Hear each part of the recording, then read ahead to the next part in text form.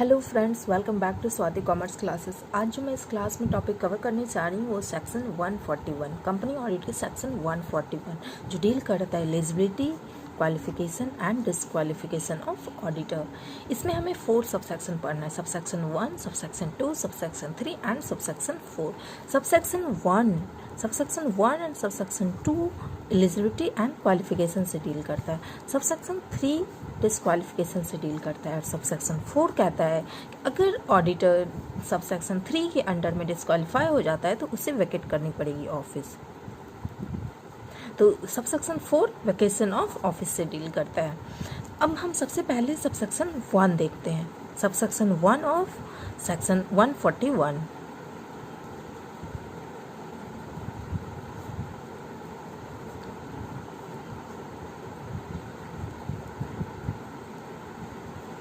Section 141 इससे हम अभी देखते हैं। और सबसेक्शन 2 यहाँ पे हम लिख देते हैं ऐसे, सबसेक्शन 2 जो डील करता है एलिजिबिलिटी क्वालिफिकेशन से। सबसेक्शन 1 कहता है कि an individual shall be appointed as an auditor if he is a charter accountant. और एक चार्टर अकाउंटेंट ही ज़रूरी नहीं है, और certificate of practice with holding of certificate of practice. An individual shall be appointed as an auditor if he is a chartered accountant and holding COP certificate of practice। तो subsection 1 कहता है और subsection 2 कहता है कि a firm shall be appointed as an auditor if majority of the partner is chartered accountant। Subsection 2 कहता है कि अगर कोई पार्टनरशिप फर्म अपॉइंट हो रही है तो वो तभी अपॉइंट हो सकती है अगर उस फर्म की majority of the partner auditor है। इसे हम फॉर एग्जांपल के थ्रू समझ सकते हैं। एक इंडिविजुअल, इसमें तो हम एलिजिबिलिटी देखते हैं। एलिजिबिलिटी किसका देखते हैं? इंडिविजुअल एंड फर्म का। इंडिविजुअल के केस में पहले तो एक कंडीशन आता है कि ये CA होना चाहिए, उसके बाद फिर होल्डिंग COP होना चाहिए। CA को किस सेक्शन में डिफाइन किया गया है? Subsection 2 of subsection 17 CA act charter accountant है 1949 में। और ये तभी अपॉइंट होगा अगर ये ऑडिटर चार्टर अकाउंटेंट है और holding of certificate of practice.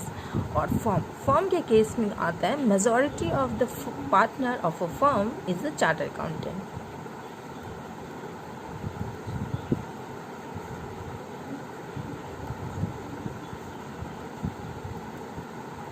is CA।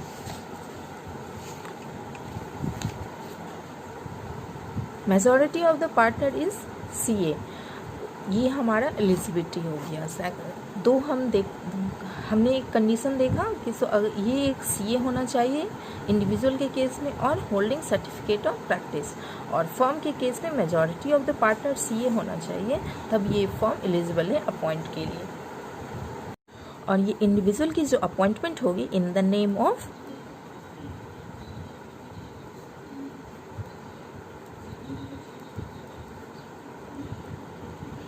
अगर ए कोई चार्टर अकाउंटेंट है, holding certificate of practice, be limited सोच रहा है कि ए को अपॉइंट हुआ तो ए के नाम पे अपॉइंटमेंट होगी, appointment in the name of individual. और फर्म के केस में अगर कोई बी लिमिटेड है, वो ABC and company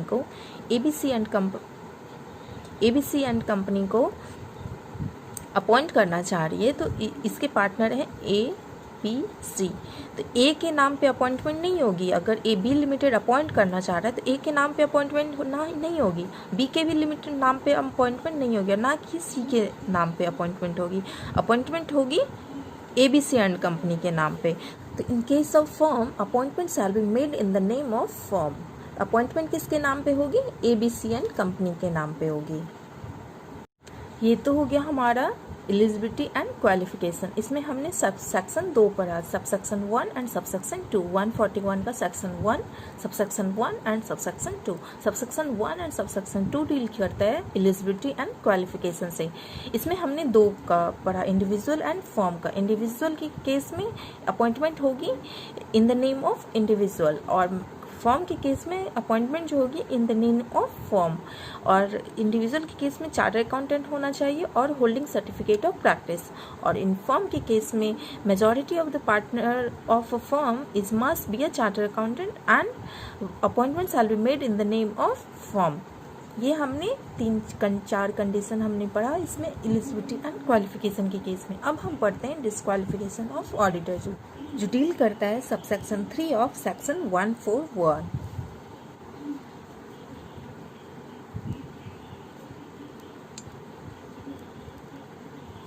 subsection 3 of section 141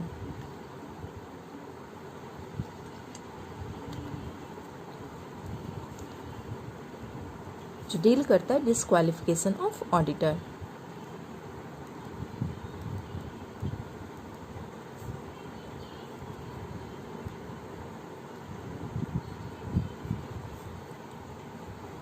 इसमें हमें 9 क्लॉजेस पढ़ना है, सब क्लॉज